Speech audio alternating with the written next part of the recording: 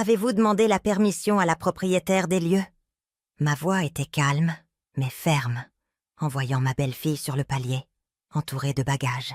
Elle m'a dévisagée comme si j'avais dit une absurdité. Lunettes noires, coiffure impeccable, et une robe couleur crème qui coûtait sûrement plus cher que mon frigo américain. Mon fils Mathieu se tenait derrière, portant une autre valise. Il m'a regardé, a souri et a lancé « Maman, elle n'a pas besoin de permission pour entrer chez elle. » Sur le coup, je n'ai pas compris. J'ai cru à une plaisanterie, mais j'ai vu son regard. Aucune trace d'humour. Mon sang s'est glacé. J'ai dû m'agripper à l'encadrement de la porte pour tenir debout. « Chez elle ?» ai-je répété d'un souffle. « Oui », a dit Nathalie en croisant les bras. « Mathieu m'a tout expliqué. L'appartement est à notre nom. » J'ai senti un bourdonnement dans mes oreilles. J'ai regardé autour de moi. Mes rideaux, mes tableaux, mon odeur. Tout était identique. Mais quelque chose d'impalpable avait basculé. Mais avant de poursuivre, j'aimerais vous faire une invitation très spéciale. Abonnez-vous à la chaîne et laissez un « j'aime ». Cela m'aide à voir que vous me soutenez et appréciez mes histoires. Et dites-moi en commentaire depuis quelle ville vous nous regardez. Continuons. Je me suis écartée lentement pour les laisser entrer. Nathalie est entrée comme si elle inspectait un hôtel de luxe qu'elle venait d'acquérir. « On va tout refaire », a-t-elle déclaré. « Ce vieux tapis est acheté. Et ces rideaux? Bon, ils ont fait leur temps. » « Bien sûr », ai-je répondu avec un souriseau si faible que je ne savais pas s'il était ironique ou résigné. Mathieu évitait mon regard. Il savait que son comportement était inadmissible, mais sa lâcheté surpassait sa conscience. « Maman, ne le prends pas comme ça », a-t-il dit en posant la dernière valise près du canapé. « C'est juste un changement administratif. Rien ne va changer entre nous. Rien. » Combien de fois avais-je entendu cette promesse juste avant que tout ne bascule? Je me suis assise doucement, pendant qu'ils discutaient de meubles, de peinture et d'argent. Je les regardais comme si j'étais spectatrice d'un film étranger. Nathalie arpentait l'appartement avec l'assurance d'une reine. Mon fils la suivait, docile, portant son sac à main. À cet instant, j'ai compris. L'appartement, mon refuge, ce lieu où j'ai élevé mon fils et enfoui mes souvenirs, venait d'être envahi par des étrangers. Mais ce qu'ils ignoraient, c'est que moi aussi, j'avais un secret. La nuit, alors qu'ils dormaient dans la chambre principale, celle que j'avais partagée avec mon mari, je me suis assise au salon avec une tasse de café. Dehors, la ville lumière scintillait, indifférente à mon malheur. Je me suis souvenue de ma dernière discussion avec Léon. Mon défunt époux m'avait dit avant de partir « Simone, ne laisse jamais personne te prendre ce que nous avons bâti ensemble. Pas même notre fils, s'il venait à oublier qui tu es. » À l'époque, je n'avais pas saisi toute la portée de ces mots. Je pensais qu'il parlait du deuil, de l'absence. Mais je comprenais maintenant qu'il faisait référence à cet instant précis, à cette situation. Le lendemain matin, Nathalie est descendue avec un ton qu'elle voulait aimable. « Simone, pourriez-vous prévenir le concierge que le camion de livraison pour les nouveaux meubles arrive demain ?»« Des nouveaux meubles ?» ai-je demandé. « Évidemment les nôtres. Vous pourrez garder les anciens si vous voulez. Ils vous seront utiles dans votre nouveau logement. »« Mon nouveau logement ?» ai-je répété. « Oui, Mathieu ne voulait pas vous le dire tout de suite. » Elle a marqué une pause, regardant mon fils qui apparaissait sur le seuil, l'air coupable. « Nous allons vendre la chambre de bonne au fond. Vous pourrez vous y installer. Ce sera plus pratique. » Mathieu a baissé la tête. « Maman, c'est la meilleure solution. Le loyer sera couvert. Tu n'auras à t'inquiéter de rien. Et vous ? Nous restons ici. » Nathalie a souri avec suffisance.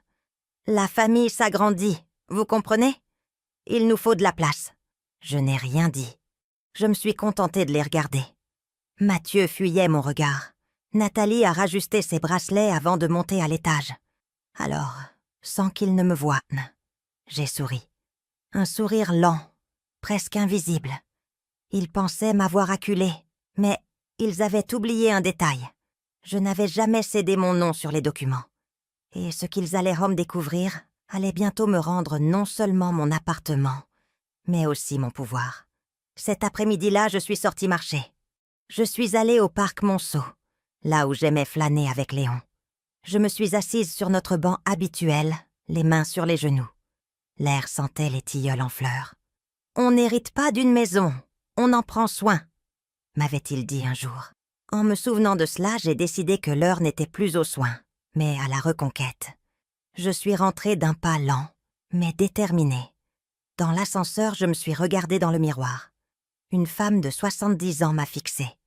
Les cheveux blancs relevés, les rides apparentes. Mais le regard, ce regard était resté le même que celui de mes 20 ans. Un regard qui savait patienter. Nathalie était dans la cuisine, fouillant mes tiroirs. « Ah, vous voilà !» dit-elle sans lever les yeux. Je cherchais les papiers de l'appartement. « Et pourquoi les cherchez-vous » ai-je demandé, appuyée contre le chambranle. « Parce que Mathieu m'a demandé de les préparer. Nous avons des formalités à signer demain. » Je me suis approchée lentement. « Des formalités ? Oui, ne vous inquiétez pas. Vous n'aurez qu'à signer là où je vous l'indique. » J'ai pris les documents de ses mains et je les ai examinés. C'étaient des faux. Une imitation grossière de ma signature. Un acte de propriété inventé. « Je vois que vous avez été bien occupé, » ai-je dit avec un calme qui l'a déconcertée. « Quoi » demanda-t-elle, feignant l'innocence. « Rien. Je pensais juste qu'une femme qui ment aussi bien aurait pu faire carrière à la Comédie Française. » Son visage s'est crispé. « Je ne vois pas de quoi vous parlez. » « Vous comprendrez bientôt, ma chère.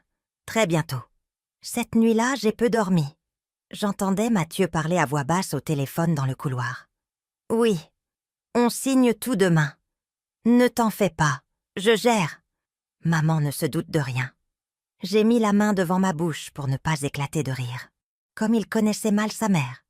Quand l'aube a coloré les murs, j'ai préparé mon café et je me suis installée près de la fenêtre. La lumière dorée tombait sur mes mains et sur le téléphone. J'ai composé le numéro de mon avocat. « Maître Brunet ? C'est Simone Lefebvre. »« Simone, quel plaisir. Tout va bien ? » ?»« Tout dépend de ce que vous appelez « bien ». J'ai besoin d'activer le document que je vous ai confié il y a des années. Il y eut un silence. « En êtes-vous certaine ? » Plus que jamais. Le jour suivant, quand Nathalie et Mathieu se sont assis en face de moi, avec leurs faux documents et leurs sourires hypocrites, j'ai ressenti une sérénité que l'on n'acquiert qu'après avoir trop souffert. Je leur ai servi du café. « Bien, maman, » a dit Mathieu. « Tout est prêt. Il ne manque que ta signature. » J'ai pris le stylo, j'ai fait semblant de lire et j'ai signé. Ils ont respiré, soulagés. « Parfait, » a dit Nathalie. « Dans une semaine, nous emménageons officiellement. » Je me suis levée lentement et je les ai raccompagnés à la porte. « Et ma clé ?» ai-je demandé. « Tu n'en auras plus besoin, maman, » a répondu Mathieu. « C'est chez nous maintenant. » J'ai souri sans un mot. « Tu as raison, mon fils. Je n'en aurai plus besoin. » Dès qu'ils sont partis, j'ai composé un autre numéro. « Maître Brunet ?» Ils ont signé. « Parfait, » a-t-il répondu. « Nous allons donc enclencher la procédure. » J'ai appuyé ma tête contre le mur et j'ai fermé les yeux. Léon avait raison. La justice est lente, mais elle finit par arriver. Et même s'il l'ignorait encore, dans 10 minutes, il serait nain sur le paillasson, à supplier pour que je les laisse entrer. Je n'ai pas toujours été une femme méfiante. Il fut un temps où un simple mot suffisait pour que je croie, où une étreinte me donnait un sentiment de sécurité. Ce temps-là s'est achevé le jour où j'ai enterré mon mari. Depuis, j'ai appris que les promesses, comme les fleurs lors d'une veillée funèbre, ne sont belles que sur l'instant. Léon et moi nous sommes rencontrés au marché d'Aligre, il y a près de 50 ans. Il vendait des matériaux de construction. Et moi, j'étais couturière dans une boutique du Sentier. Il était grand, avec une voix posée et un regard franc. Ce n'était pas un homme de grand discours, mais il avait une qualité bien plus précieuse. Il tenait parole. Durant nos premières années de mariage, nous avons connu la faim, les dettes, et nous nous sommes même retrouvés sans toit. Mais ensemble, nous avons tout surmonté. Je me souviens quand nous avons acheté cet appartement. Les murs nus, le parquet abîmé. une salle de bain qui fuyait comme si elle pleurait. Léon a souri et a dit « Regarde, Simone, un jour, ce sera notre royaume. » Et ce le fut. Pendant des décennies, chaque brique de ces murs a conservé un fragment de notre histoire. Les rires de Mathieu enfant, les Noëls en musique, les disputes futiles et les silences réconciliateurs. Léon est mort il y a 9 ans.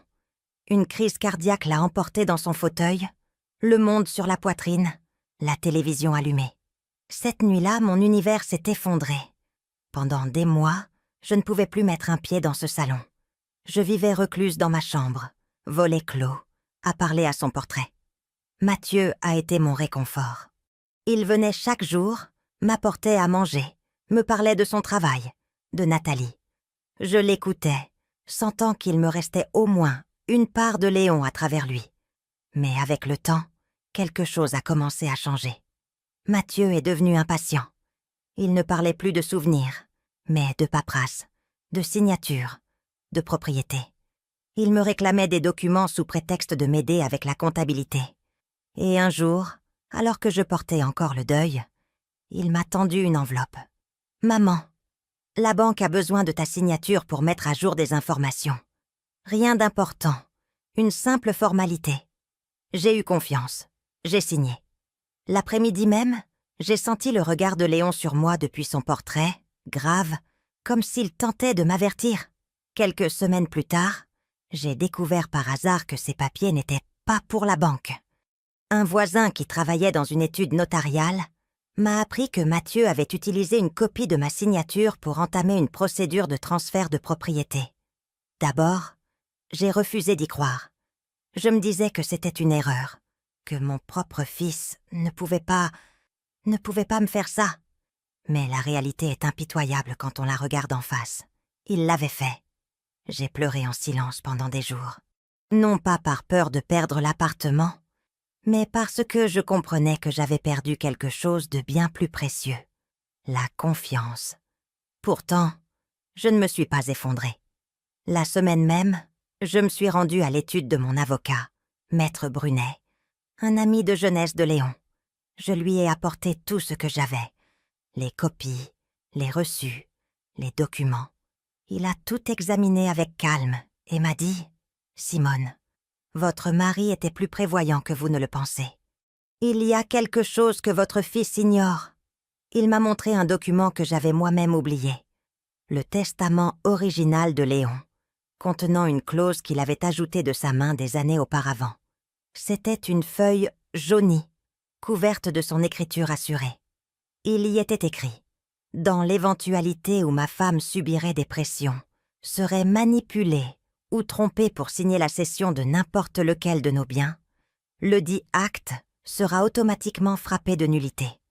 Tout transfert tenté sans son consentement réel et éclairé sera considéré comme invalide. » Et il ajoutait « En cas de doute, le juge devra entendre en priorité la voix de mon épouse. » J'ai relu ces lignes encore et encore. Chaque mot était une caresse, une promesse tenue depuis l'au-delà. Léon avait même anticipé la trahison. Par ce geste, il m'avait rendu une chose que je croyais perdue, le contrôle. Je n'ai rien dit, je n'ai rien révélé à Mathieu. J'ai continué à signer des papiers, à écouter ses mensonges, feignant d'ignorer le regard triomphant de Nathalie. Il croyait être en train de gagner. En réalité, il ne faisait que me montrer jusqu'où ils étaient capables d'aller. Léon m'avait appris que les gens révèlent leur vraie nature quand ils pensent que personne ne les observe. C'est ce que j'ai fait. J'ai observé. J'ai regardé Nathalie ouvrir mes tiroirs, éplucher mon courrier, téléphoner à des notaires. Je l'ai entendu dire à mon fils « Quand ta mère ne sera plus là, cet endroit sera à nous. » Et Mathieu de répondre « Ne parle pas comme ça, elle est encore en vie. »« Alors dépêche-toi » répliquait-elle en riant.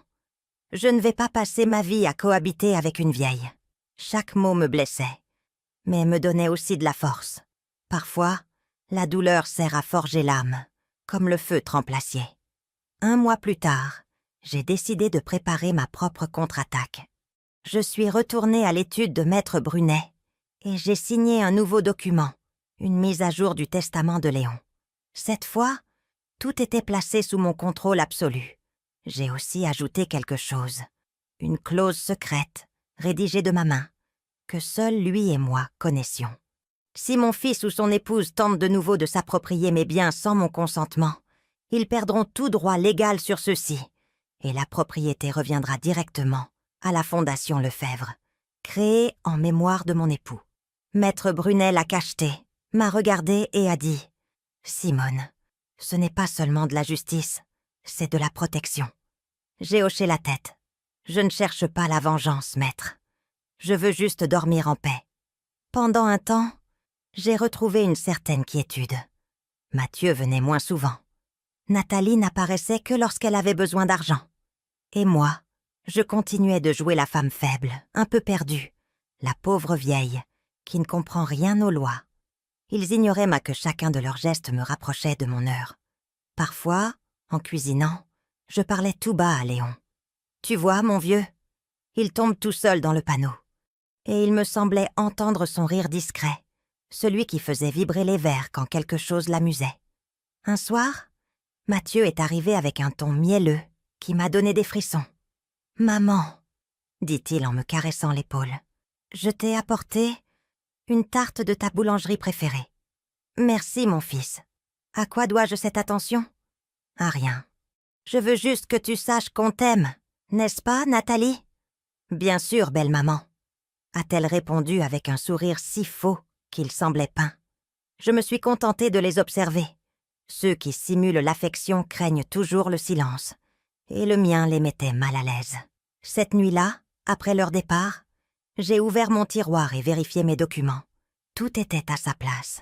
Le dossier bleu contenant le testament, la copie certifiée de l'avocat, l'enveloppe avec la clause secrète, et sous tout cela, la lettre de Léon.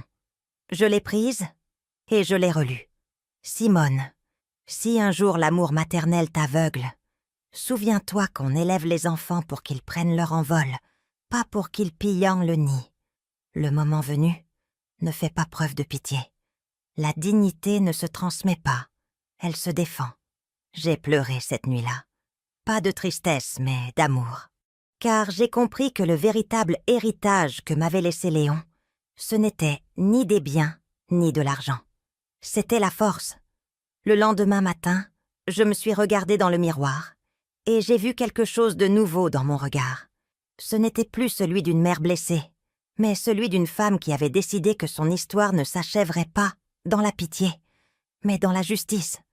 Je me suis servi un café, j'ai ouvert les fenêtres et j'ai laissé le soleil entrer. L'appartement, pour la première fois depuis des années, me semblait de nouveau être le mien. Tandis que l'arôme du café emplissait la cuisine, j'ai pensé qu'ils se croient propriétaires, qu'ils savourent leur illusion. Ils ne savent pas que le sol qu'ils foulent ne leur appartient déjà plus.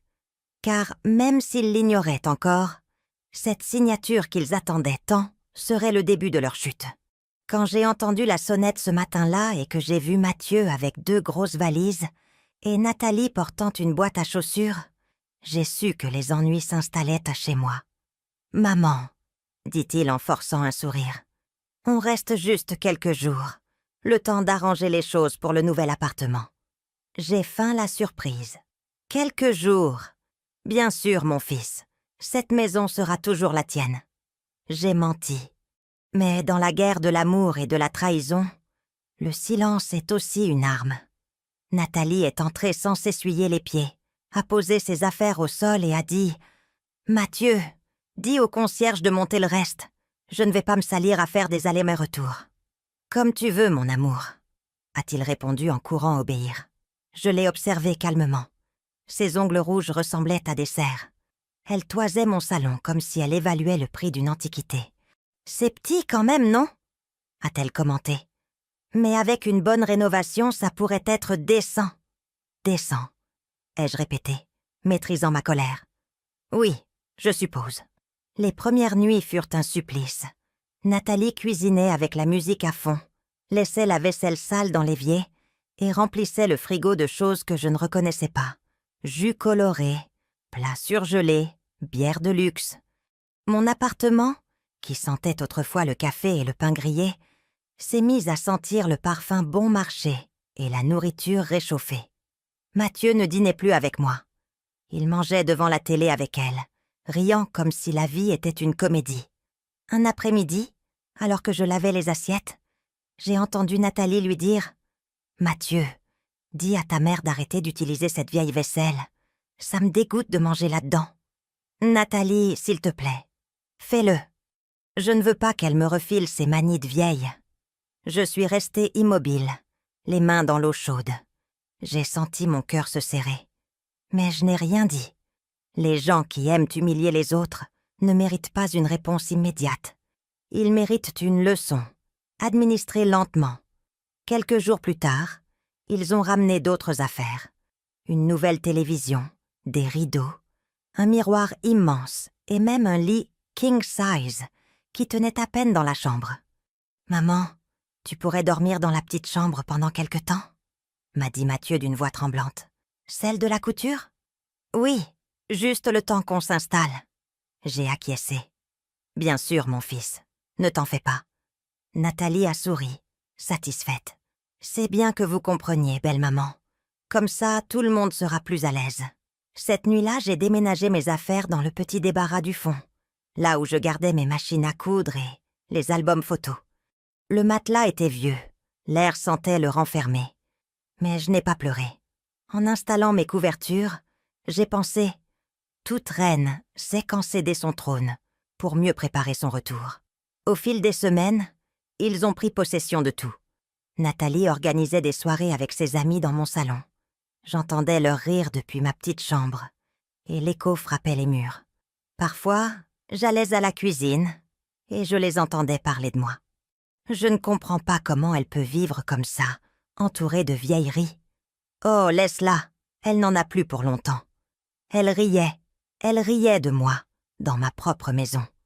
Un après-midi, l'une d'elles a osé dire « Et si tu la mettais en maison de retraite?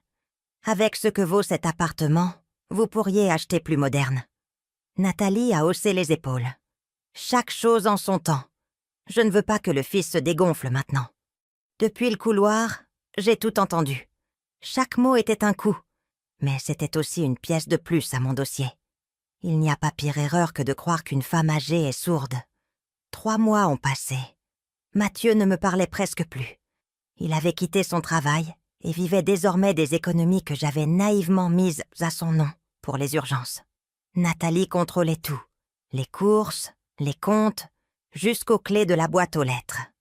Mais son ambition était si démesurée qu'elle la rendait négligente. Elle laissait traîner des documents sur la table, des appels non terminés, des emails ouverts sur l'ordinateur. C'est ainsi que j'ai découvert leur manigance. Ils prévoyaient de vendre l'appartement à un acheteur étranger. L'affaire était presque conclue. Il ne leur manquait que ma signature ou une contrefaçon. Cette nuit-là, je n'ai pas dormi. Je suis restée assise près de la fenêtre, à regarder les lumières du Trocadéro. Je me suis souvenue des mains de Léon sur les miennes quand nous avions signé l'acte original. « Cet appartement est à toi, Simone. Quoi qu'il arrive. » J'ai serré les poings. « Ne t'en fais pas, mon vieux. Ils ne me le prendront pas. Pas à moi.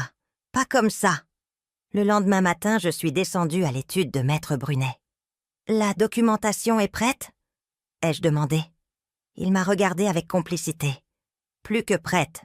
Quand ils signeront les papiers que vous leur donnerez, ils seront exclus de tout. »« Parfait. Êtes-vous sûr de ce que vous faites, Simone ?»« Sûr? Non. Décidé? Oui. » Je suis repartie de là, un dossier sous le bras. En arrivant, Nathalie était assise sur le canapé, au téléphone. « Oui, dans 2 semaines, on déménage. » La vieille ne se doute de rien. Elle a ri. « Ne t'en fais pas, mon cœur. C'est dans la poche. » Je l'ai regardée depuis le couloir. Mon cœur. Il y en avait donc un autre. Évidemment. L'argent ne suffit jamais à ceux qui ne savent pas aimer. Ce soir-là, en préparant le dîner, je leur ai proposé. Pourrions-nous nous réunir demain pour parler tranquillement, tous les 3? Nathalie m'a regardée avec méfiance. Pourquoi faire? Pour régler les papiers, une bonne fois pour toutes. Je ne veux pas laisser de problème en suspens. Ses yeux se sont illuminés. « Vraiment ? Vraiment ?» ai-je répondu, avec ce calme que seul le temps enseigne. Le lendemain, j'ai mis mon plus beau chemisier. Je me suis parfumée et j'ai préparé du café. Mathieu et Nathalie sont arrivés à l'heure. Sur la table, 3 tasses et un dossier bleu. « C'est ça qu'il faut signer ?» a demandé Nathalie, fébrile. « Oui, tout est là. » Je l'ai regardé parcourir les feuilles. Ses doigts tremblaient d'excitation. Mathieu a pris le stylo. « Ici, maman ?»« Là, mon fils. » Ils ont signé tous les deux. Ils n'ont même pas lu. Le son de la plume sur le papier fut celui de ma revanche qui commençait à s'écrire. Quand ils eurent peine fini, j'ai refermé le dossier. J'ai souri et j'ai dit « Merci. Je suis heureuse que tout soit clair. »« Et maintenant ?» a demandé Nathalie. « Maintenant, rien. Reposez-vous. Demain, vous comprendrez. » Elle n'a pas saisi ce que je voulais dire. Je ne le lui ai pas expliqué. Certaines leçons ont besoin de silence pour faire effet. Cette nuit-là, je n'ai pas dormi. Mon cœur battait si fort que je sentais son écho dans les murs. J'ai regardé l'horloge. Il restait 10 heures avant que l'avocat ne présente les documents. 10 heures avant que tout ce qu'ils avaient fait ne se retourne contre eux. 10 heures pour qu'ils comprennent que la propriétaire des lieux n'avait jamais cessé de l'être. J'ai allumé une bougie devant le portrait de Léon. « On y est presque, mon vieux », ai-je murmuré. « C'est bientôt fini. » Et dans le silence de l'aube, la flamme a vacillé, comme s'il me répondait « Je suis fière de toi. » On dit que les personnes âgées perdent leurs réflexes, qu'elles deviennent lentes, distraites, fragiles. C'est ce que pensait Nathalie chaque fois qu'elle me voyait marcher doucement ou quand je feignais d'oublier les choses. Mais si j'ai appris quelque chose dans cette vie, c'est que le silence peut être plus tranchant qu'une lame. Pendant qu'elle me croyait vieillissante, je comptais les jours. Le matin suivant cette signature, l'ambiance dans l'appartement avait changé. Nathalie fredonnait, souriant comme si elle avait gagné au loto. Mathieu la suivait comme un chien domestiqué, ramassant ce qu'elle laissait tomber. Une écharpe, une tasse, son arrogance. « Tu veux du café, maman ?» a-t-il demandé d'un ton forcé. « Non, mon fils, je me suis déjà servi. »« Ah !» balbutia-t-il, cherchant une autre excuse pour me parler. « Bon, d'ici quelques jours, on va faire des changements ici. Rien de grave. » Nathalie est intervenue aussitôt. « Oui, belle maman. Juste des détails. Nouvelle peinture, des rideaux modernes, moins de vieilleries. » J'ai acquiescé en souriant. « Ça me semble très bien. Mais ne vous inquiétez pas, vous ne resterez pas ici longtemps. » Elle a ri, sans comprendre. « Ah, belle maman, toujours aussi mystérieuse. »« Mystérieuse ?» Oui, si elle avait su ce que je gardais dans mon sac, elle n'aurait pas osé m'appeler ainsi. À l'intérieur se trouvait la copie de l'acte qu'il venait de signer, cacheté et authentifié. Le document qui, faute d'avoir été lu, venait de leur arracher tout ce qu'ils croyaient posséder. Ce jour-là, pendant qu'ils sortaient se déjeuner, je suis restée seule. J'ai ouvert les fenêtres, laissant l'air circuler. J'ai regardé autour de moi, ressentant un mélange de tristesse et de soulagement. Tout était à sa place, mais l'esprit de ma maison ne m'appartenait plus tout à fait. Pas avant que j'aie terminé ce que j'avais commencé. Sur la table de la salle à manger, un portrait de Léon semblait m'observer. « Ne t'en fais pas, mon vieux, » lui ai-je dit. « Il ne manque plus grand-chose. » Et à voix basse, j'ai récité ce qu'il me disait souvent. « Celui qui se tait n'abandonne pas toujours. Parfois, il prépare son coup. » Les nuits suivantes, je feignais la fatigue. Je m'asseyais dans le fauteuil et je fermais les yeux, écoutant Nathalie parler au téléphone dans sa chambre. « Oui, mon cœur, » disait-elle. « Dès que l'appartement est vendu, on s'en va. » Mon cœur. Je me disais donc qu'il y avait quelqu'un d'autre. Un jour, alors qu'ils étaient en sortie, je suis entrée dans leur chambre. Non par curiosité, mais par justice. Son sac à main était sur le lit, entrouvert. Dedans, une enveloppe avec des documents. Je les ai ouverts. Des emails imprimés, des photos avec un autre homme, des copies des actes de propriété et une note où l'on pouvait lire « À compte en attente, acheteur international ». Je me suis assise sur leur lit et j'ai soupiré. Ce n'était pas seulement de l'avarice, c'était la trahison dans sa forme la plus pure. Et mon fils, aveuglé d'amour, ne voyait rien. J'ai tout remis en place et je suis partie sans un bruit. Le silence est le meilleur des pièges. Il laisse l'ennemi s'entendre lui-même. Les jours suivants, j'ai joué la comédie. Parfois, je faisais semblant d'oublier le four allumé, ou je me plaignais de douleurs imaginaires. Nathalie, exaspérée, profitait de chaque excuse pour dire devant Mathieu « Ta mère ne va pas bien, on devrait la faire interner. »« Nathalie, s'il te plaît, ne dis pas ça !»« Mais tu ne le vois pas ? Elle perd la tête. » Je l'écoutais depuis le couloir, retenant un sourire. Chacune de ses paroles était une pierre de plus, ajoutée à son propre précipice. Le même après-midi, j'ai appelé Maître Brunet. « Tout est enclenché ?» ai-je demandé. « Oui. L'enregistrement sera finalisé dans 2 jours. Après cela, la propriété sera uniquement la vôtre. Ils n'auront plus aucun droit. »« Parfait. Et que le changement soit acté avec une date antérieure. »« C'est fait. » J'ai raccroché et j'ai respiré profondément. Le plan arrivait à son terme, mais le plus difficile restait à faire. Garder mon calme. Nathalie, pendant ce temps, ne se doutait de rien. Chaque jour, elle me parlait avec plus de condescendance. « Simone, avez-vous pris vos médicaments ?»« Oui, ma chère. »« Lesquels ?»« Ceux pour la patience, » répondais-je en souriant. Un midi, je l'ai entendu dire à Mathieu « Il faut la convaincre de signer les papiers de la vente. Je ne sais pas si ceux qu'on a faits suffiront. Et si elle se méfie ? Elle ne se méfie de rien. Elle est vieille. Mais cet avocat... » Tranquille, mon chéri. Les vieux avocats meurent avant les secrets. Je n'ai pas pu m'empêcher de rire en silence. Quelle ironie! Alors qu'elle se croyait si maligne, elle avait déjà signé sa propre sentence. Et le vieil avocat était plus vivant que jamais. La tension a monté au fil des jours. L'atmosphère est devenue irrespirable. Je parlais à peine, ce qui les irritait davantage. Mathieu m'observait avec culpabilité, Nathalie avec impatience. Tous deux sentèrent la fin approcher, mais ils ne savaient pas de quel côté la guillotine allait tomber. Un soir, au dîner, elle n'a plus tenu. « Simone, nous avons besoin de votre signature pour finaliser la vente. »« La vente ?» ai-je demandé. « De quoi parlez-vous, ma chère ? » ?»« De l'appartement. C'est décidé. »« Ah oui, bien sûr. Alors vous signez demain ? » ?»« Évidemment. »« Parfait. » Elle a souri, satisfaite. Ce sourire fut sa dernière erreur. Pendant qu'elle trinquait avec son verre de vin, je pensais à la façon dont son ambition l'avait transformée en sa propre victime.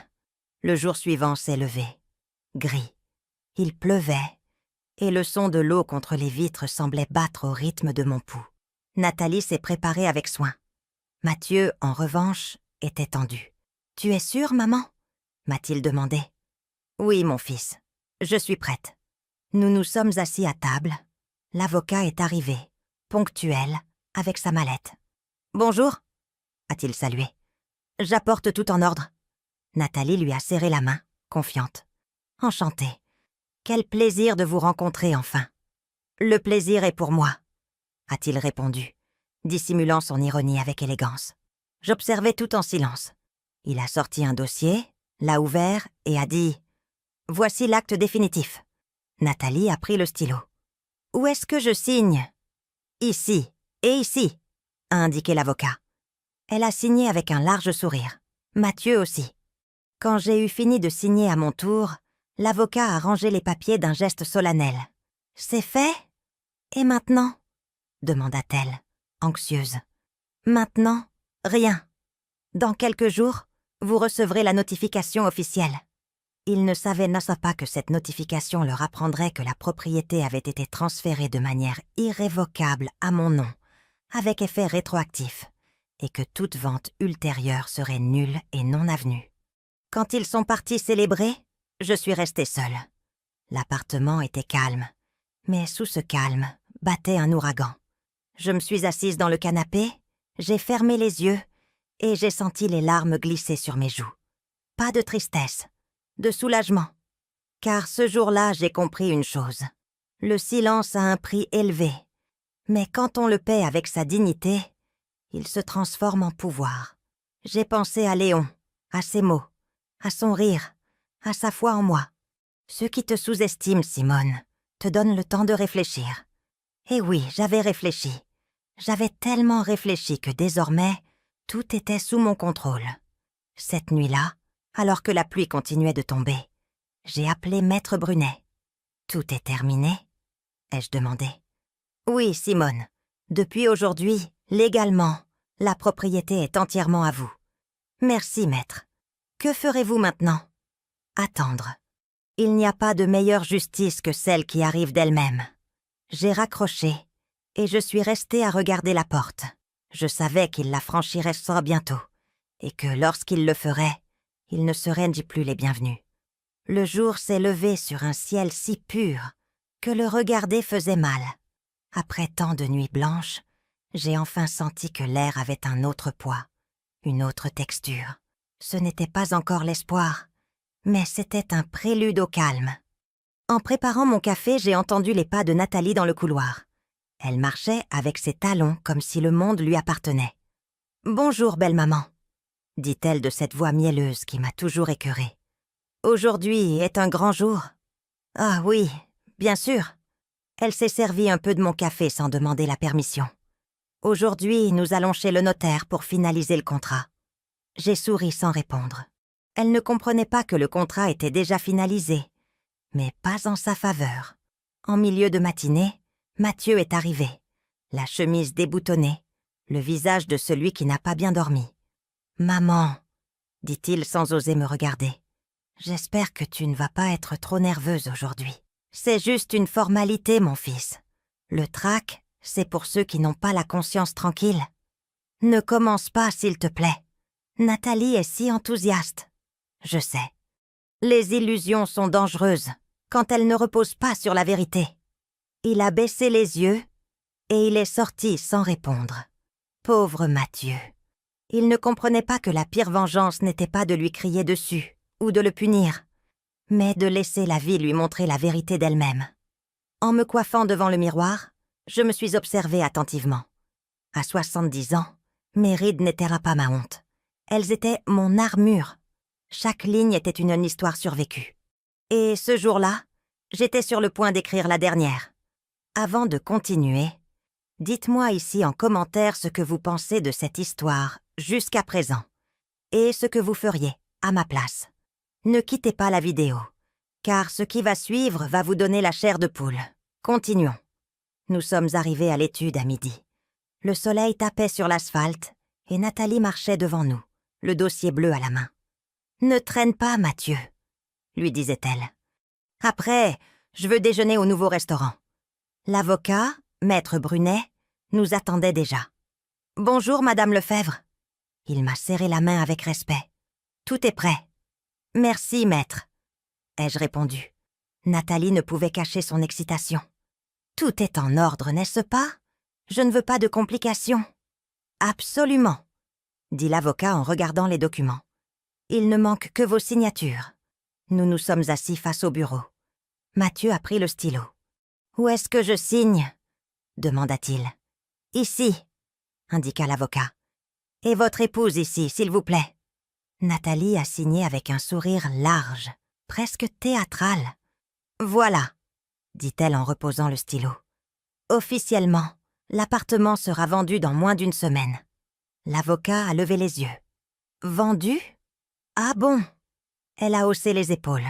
« C'est ce que nous avions convenu. »« Non, madame, » répondit Maître Brunet, avec cette sérénité que seule donne l'autorité. « Ce que vous avez signé n'est pas une vente. » Mathieu l'a regardé, confus. « Qu'est-ce que vous racontez ? Ce que vous venez de signer, c'est une renonciation irrévocable à vos droits sur la propriété. » « Comment ?» Nathalie s'est levée brusquement. « C'est impossible !»« Si, c'est possible !» ai-je dit d'une voix basse mais ferme. « Et c'est un fait. » Le silence dans le bureau était si épais qu'on aurait pu le couper. Mathieu s'est tourné vers moi, livide. « Qu'est-ce que tu as fait, maman ? » ?»« Ce que je devais faire. »« Tu nous as trompés. »« Non, l'ai-je corrigé. »« Vous vous êtes trompé tout seul. Je n'ai fait que vous laisser signer ce que vous vouliez tant. » Nathalie a frappé la table.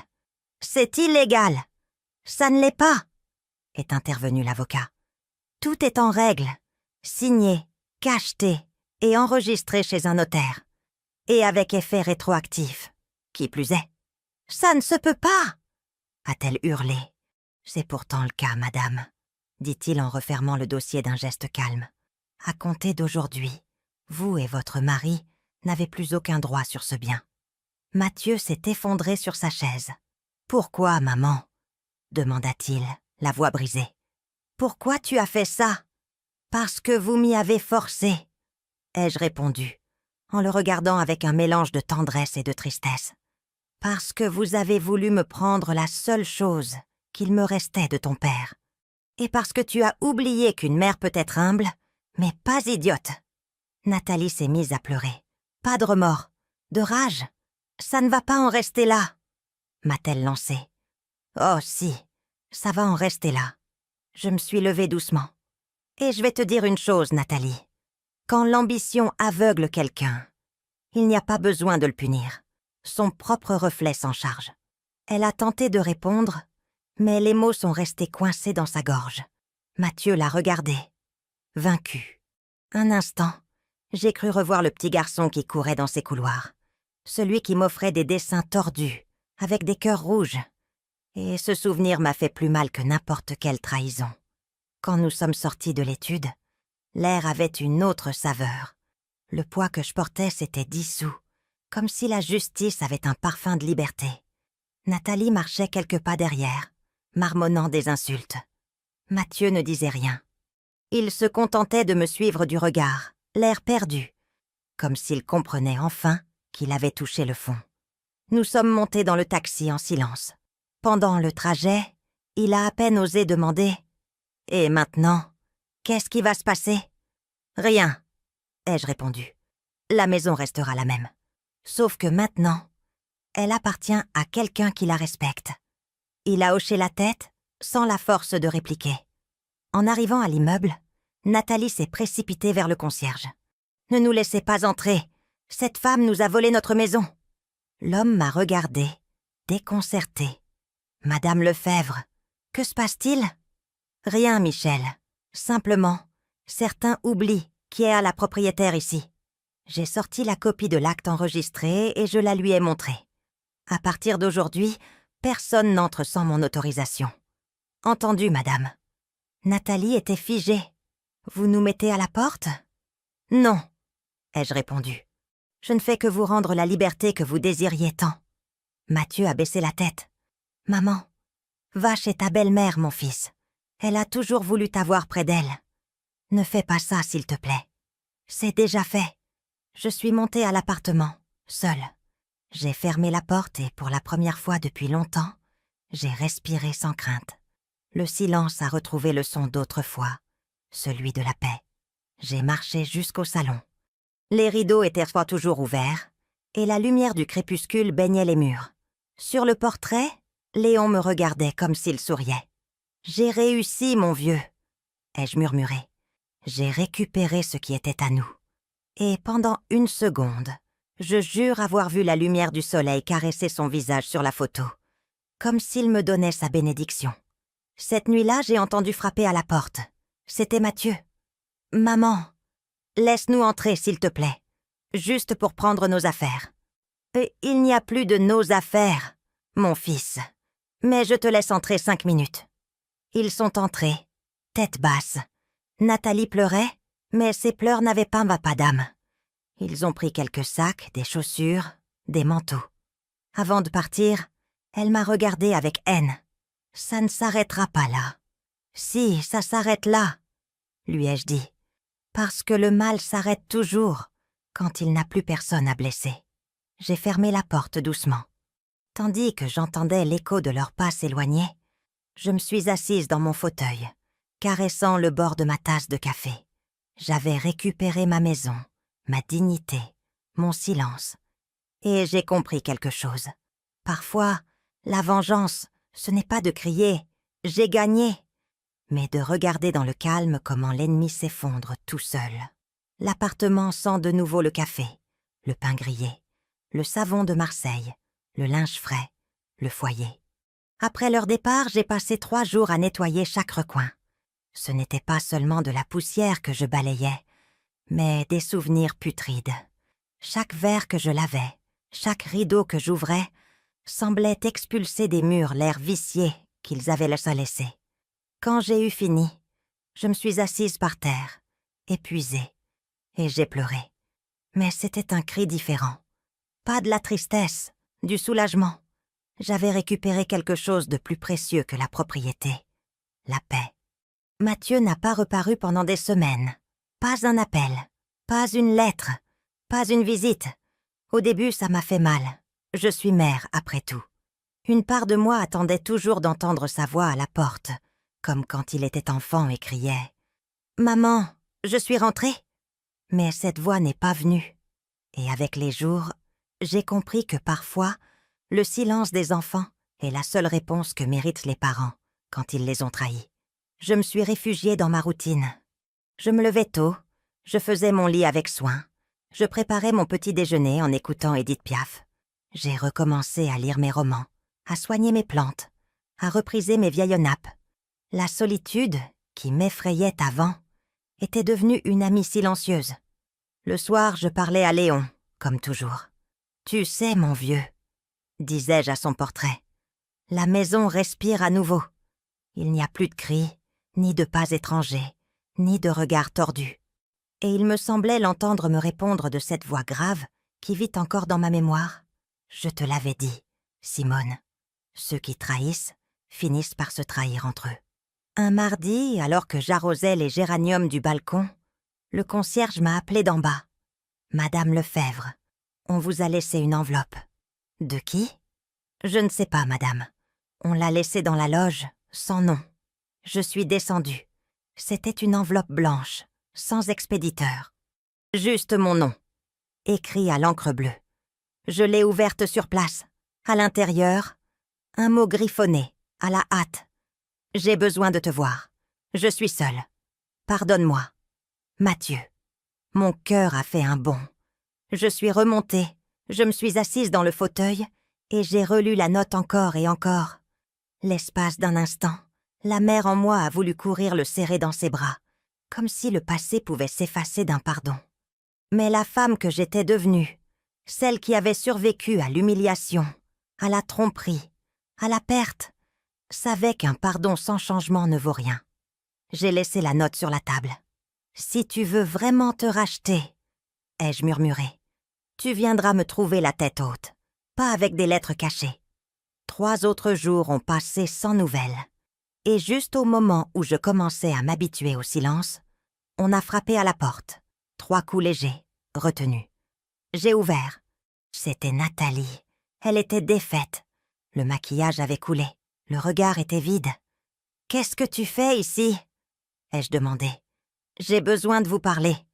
Nous n'avons rien à nous dire. S'il vous plaît, » dit-elle en tremblant. « Écoutez-moi, c'est tout. » Sa voix était différente. Il n'y avait plus d'arrogance ni d'orgueil, juste de la fatigue. Je l'ai laissée entrer. Elle a marché jusqu'à la salle à manger, regardant tout comme si c'était un musée du passé. « Rien n'a changé, » dit-elle avec un faible sourire. « C'est comme quand nous vivions ici. Je n'ai pas vécu avec vous, » ai-je répondu. « J'ai survécu avec vous. » Elle s'est tue. Elle a sorti une enveloppe de son sac et l'a posée sur la table. « C'est pour vous. » Je l'ai ouverte. C'étaient des documents, des papiers de divorce. « Mathieu a signé, » dit-elle. « Nous sommes séparés. » Je l'ai regardée en silence. J'attendais une réaction de ma part, mais je ne savais pas quoi ressentir. Je l'ai juste observé s'effondrer peu à peu devant moi. « J'ai tout perdu, Simone, » dit-elle en pleurant. « L'argent, la maison, lui, je n'ai nulle part où aller. »« Et qu'attendez-vous de moi ?» ai-je demandé. « Je ne sais pas. Je voulais juste vous dire que vous aviez raison. » »« Sur quoi ? » ?»« Sur le fait que le mal vous revient. Tout ce que je vous ai fait m'est revenu, mais en pire. » Je l'ai écouté sans bouger un muscle. À l'intérieur, une partie de moi était émue, mais une autre, celle qui avait saigné en silence, ne pouvait pas oublier. « Ne cherchez pas de réconfort auprès de moi, Nathalie, » ai-je dit. « Je ne suis ni une sainte, ni un bourreau. Mais je vais vous dire quelque chose. Parfois, la ruina est la seule leçon qui enseigne ce que l'orgueil n'a jamais voulu apprendre. » Elle a sangloté, baissant la tête. Je voulais juste m'excuser. Le pardon ne se dit pas toujours. Parfois, il se prouve. Lui ai-je répondu. Prouvez-le en vivant différemment. Elle s'est levée doucement. Merci de m'avoir laissé entrer. Ne me remerciez pas. C'est la maison qui vous a laissé entrer. Les murs aussi pardonnent, mais ils n'oublient pas. Je l'ai accompagnée à la porte. Avant de partir, elle m'a regardée, les yeux pleins de larmes. Croyez-vous que Dieu me pardonnera? Si vous le cherchez vraiment, oui. Mais d'abord, il faudra vous pardonner à vous-même. Elle est partie sans crier, sans insulter, sans un regard en arrière. Juste une ombre qui s'est dissoute dans le couloir. Ce soir-là, en fermant la porte, j'ai ressenti quelque chose d'étrange. De la compassion. Pas pour elle, mais pour ce qu'elle était devenue. Une femme qui avait tout eu et qui finissait sans rien, parce qu'elle n'avait jamais compris que le respect vaut plus que le pouvoir. Je me suis servi un thé, j'ai allumé une bougie et j'ai ouvert le carnet où je notais mes pensées. J'ai écrit « Le silence qui suit le pardon est le son le plus pur de la liberté ». Et j'ai ajouté en dessous « La maison respire à nouveau ». Non pas parce que ceux qui l'ont souillée sont partis, mais parce que celles qui l'habitent s'aiment à nouveau. 2 semaines plus tard, j'ai reçu une autre lettre. L'écriture de Mathieu, cette fois. « Maman, j'ai trouvé du travail. Je ne sais pas si je mérite de te voir, mais je veux essayer. Merci de ne pas m'avoir dénoncé. Un jour, j'espère que tu pourras me serrer dans tes bras sans rancune. » Je l'ai lu calmement. Je n'ai pas pleuré. J'ai juste souri. Parce que j'ai compris que la vraie justice ne détruit pas toujours. Parfois, elle corrige. Et même si la blessure est longue à guérir, elle enseigne aussi que l'amour sans limite devient une faiblesse. Cette nuit-là, je suis sortie sur le balcon. L'air était frais, Paris dormait. Les lumières lointaines ressemblaient à des étoiles tombées sur l'asphalte. J'ai respiré profondément et j'ai fermé les yeux. Pour la première fois depuis très longtemps, je me sentais vivante.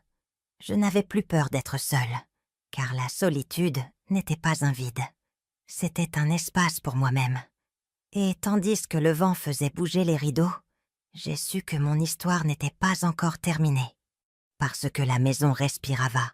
Et à chaque respiration, moi aussi, je recommençais à vivre. Je l'ai vu apparaître depuis le balcon, un dimanche après-midi nuageux. Mathieu marchait lentement, avec cette même démarche gauche qu'il avait enfant, quand il venait me demander pardon pour avoir cassé quelque chose.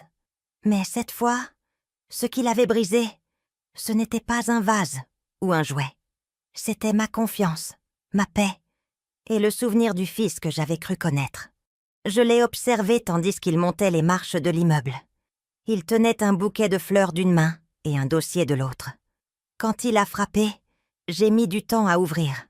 Non par orgueil, mais par crainte que ma voix ne se brise en le voyant. « Maman !» dit-il quand je lui ai enfin fait face. Je n'ai pas su si je devais le prendre dans mes bras ou lui fermer la porte au nez. J'ai choisi de rester immobile. « Que veux-tu, Mathieu ?»« Te parler. Ne me chasse pas, s'il te plaît. » Sa voix n'avait plus l'arrogance d'autrefois. C'était la voix d'un homme vaincu. Je l'ai laissé entrer. Il a regardé autour de lui avec nostalgie et a murmuré « Rien n'a changé. »« Si, mon fils, » ai-je répondu. « Tout a changé. » Il s'est assis sur le canapé.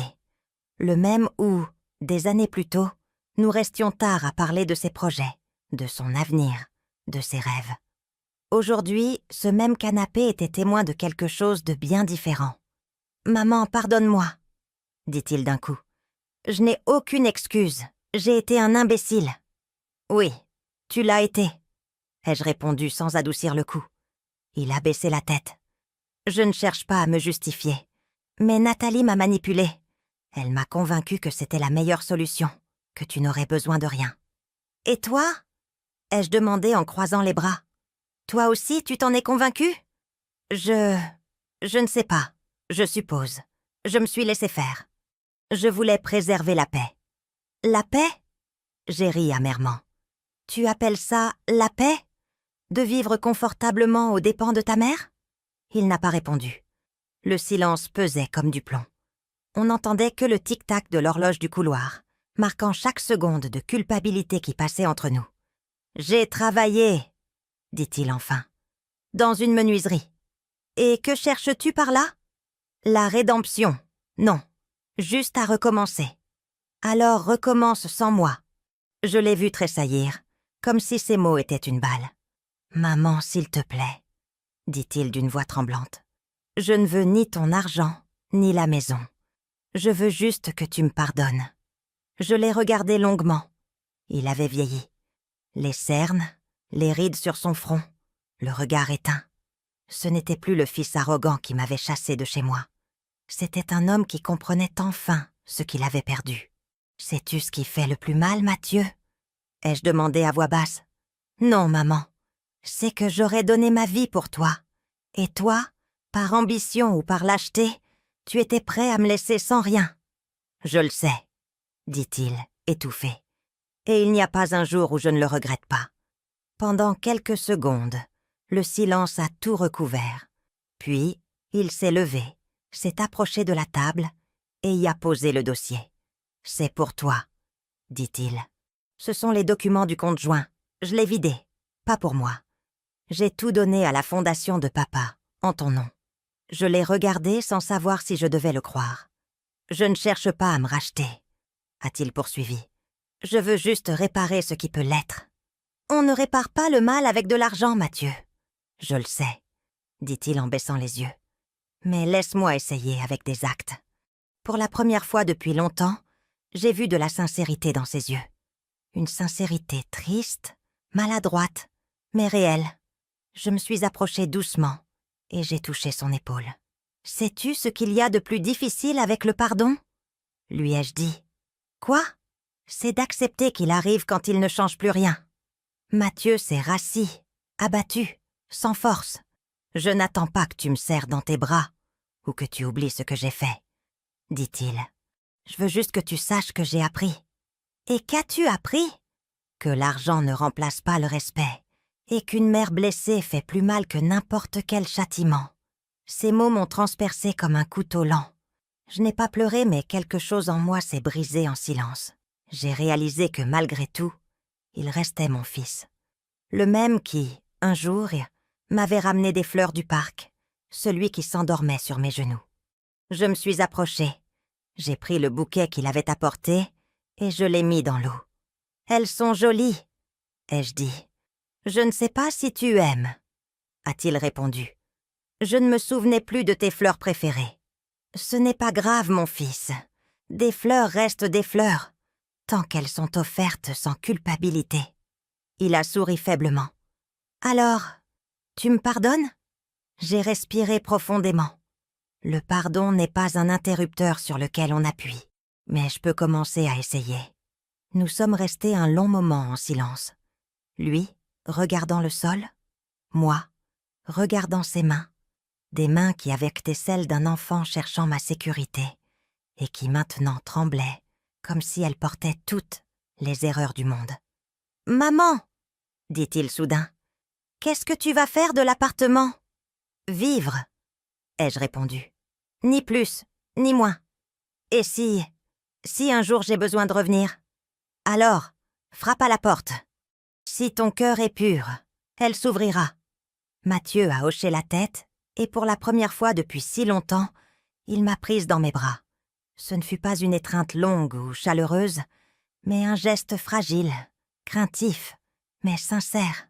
Je l'ai senti trembler contre ma poitrine, comme s'il se dissolvait dans le remords. Je lui ai caressé la tête, comme quand il était petit. « C'est bon, mon fils, » lui ai-je dit. « Le passé ne s'efface pas, mais il se surmonte. » Quand il est parti, l'appartement est retombé dans le silence. Mais cette fois, ce n'était pas le silence pesant d'avant. C'était un silence qui respirait, qui avait un rythme. Je suis restée debout près de la porte, le regardant s'éloigner dans le couloir. Sa silhouette s'estompait dans la pénombre, et à chaque pas, il semblait lâcher un morceau de sa culpabilité. J'ai fermé la porte, et je me suis appuyée contre. Léon aurait été fier, ai-je pensé. Parce que je n'ai pas rendu justice avec colère, mais avec vérité. Et ça fait plus mal, mais ça guérit mieux. Ce soir-là, j'ai ouvert mon carnet et j'ai écrit « L'amour d'une mère ne meurt pas avec la trahison. Il change juste de forme. Il apprend à aimer à distance, à protéger sans s'approcher, à pardonner sans oublier. » Puis j'ai éteint la lampe et je me suis couchée. Pour la première fois depuis des années, j'ai dormi profondément, sans larmes, sans peur. Et j'ai rêvé de mon mari qui souriait. Nous étions tous les trois, comme avant. Léon, Mathieu et moi, dans la salle à manger. Il me regardait et disait « Maintenant, oui, Simone, tu peux enfin te reposer. » La maison a retrouvé son âme. Des mois ont passé depuis que Mathieu a franchi cette porte, les yeux pleins de honte. Depuis, la maison a retrouvé son âme. Il n'y a plus de cris, ni de pas étrangers, ni cet air vicié qui faisait mal à respirer. Maintenant, ça sent le café, les fleurs fraîches, la vie en paix. Au début, je croyais que le silence serait insupportable. Mais j'ai découvert que le silence choisi ne blesse pas. Il guérit. Chaque aube, je la consacre à moi-même. Je lis, j'écris, j'arrose mes plantes et je parle à Léon à voix basse, comme s'il était encore là. J'ai l'impression que, d'une certaine manière, sa présence continue de me protéger. Parfois, des lettres de Mathieu arrivent. Il ne demande rien. Il raconte juste qu'il travaille, qu'il essaie d'être un autre homme. Je les lis sans rancune. J'ai compris que son repentir ne me rend pas ce que j'ai perdu. Mais il me confirme que l'amour, quand il fait mal, enseigne. De Nathalie, j'ai eu peu de nouvelles. On dit qu'elle est partie loin, qu'elle vit seule, sans famille, ni fortune. Je ne la hais pas. J'ai appris que ceux qui font le mal finissent par être leur propre châtiment. J'ai beaucoup pensé à ce que j'ai vécu. Je croyais qu'être mère, c'était tout supporter. Mais j'ai compris que l'amour sans respect est une chaîne invisible. Nous ne sommes pas nés pour être piétinés, mais pour laisser des traces. Et à mon âge, je n'ai plus peur de le dire. On ne pardonne pas pour oublier, mais pour se libérer. J'ai retrouvé récemment une lettre que Léon m'avait laissée avant de mourir. Il disait « Ne cherche pas la vengeance, Simone. Cherche l'équilibre. Le pouvoir n'est pas d'écraser, mais de regarder en arrière, sans devenir comme eux. » J'ai pleuré, parce que j'ai compris que j'avais suivi son conseil sans le savoir. Je n'ai jamais eu besoin d'humilier personne. J'ai juste eu besoin de rester debout. Un après-midi, Mathieu est revenu. Il avait fabriqué un petit banc en bois. « C'est pour que tu puisses atteindre les pots de fleurs, » m'a-t-il dit. J'ai souri. C'était maladroit, mais c'était beau. Nous nous sommes assis pour prendre le café, sans parler du passé. Le silence entre nous n'était plus pesant. Il avait le goût du pardon. Avant de partir, il m'a embrassé sur le front. « Papa serait fier de toi, » a-t-il murmuré. Et moi, retenant mes larmes, j'ai répondu « Et de toi aussi, si tu continues d'apprendre à être meilleur. » Ce soir-là, j'ai écrit dans mon carnet pour la dernière fois. J'ai beaucoup perdu, mais j'ai conservé l'essentiel. Mon nom, ma paix et ma force. La vraie vengeance n'est pas de détruire, c'est de vivre sans peur. Et l'ultime leçon de la vie n'est pas de gagner, mais de lâcher prise sans se perdre soi-même. J'ai fermé le carnet, éteint la lumière, et j'ai respiré profondément. L'air de l'appartement était léger, pur, plein de promesses.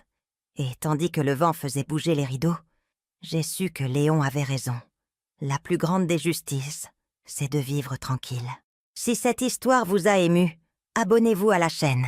Laissez un j'aime et commentez depuis quelle ville vous nous regardez. Je suis Simone Lefebvre et ceci était mon histoire.